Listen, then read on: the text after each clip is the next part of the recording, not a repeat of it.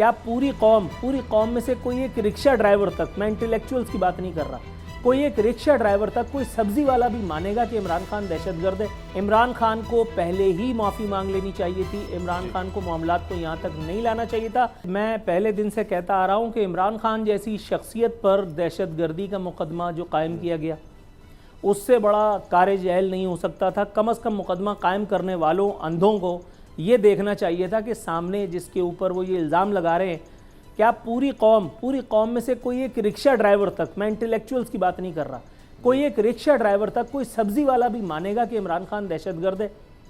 अगर इमरान खान दहशतगर्द है तो फिर भाई सारे फारिग हैं। दूसरी बात, आपने जो बात की ये बात 100% दुरुस्त है।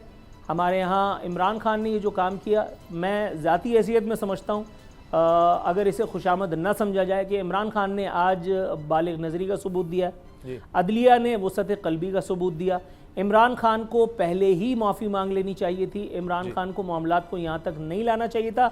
लेकिन आई एम वेरी ग्लैड कि इमरान खान ने आज माफ़ी मांग कर अपनी इज़्ज़त और वक़ार में भी इजाफा किया है। क्योंकि देखिए, जो बड़े होते हैं ना, उनसे माफ़ी मांग करके छोटे छोटे नहीं हो जाते।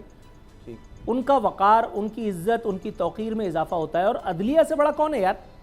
ठीक है, मतलब अदालत से बड़ा कौन हो सकता है? मैं हूँ इमरान रियाज खान। अब आप मुझे देख पाएंगे सिर्फ बोल न्यूज़ पर। इमरान रियाज खान साहब जो हैं वो बोल फैमिली का हिस्सा बन गए हैं। बड़े अरसे बाद किसी चैनल ने हौसला किया है, तो मुझे ऐसा लगता था कि हमें बोलने की इजाजत नहीं मिलेगी, लेकिन बोल ने डिसाइड किया कि बोलने की इजाजत को लेकर देंगे। मुझे बोल की एक चीज बहुत अच्छी लगी कि बोल ने कैटेगोरिकली कहा कि जो करना है करो, हमने अपना कोई बंदा नहीं निकालना।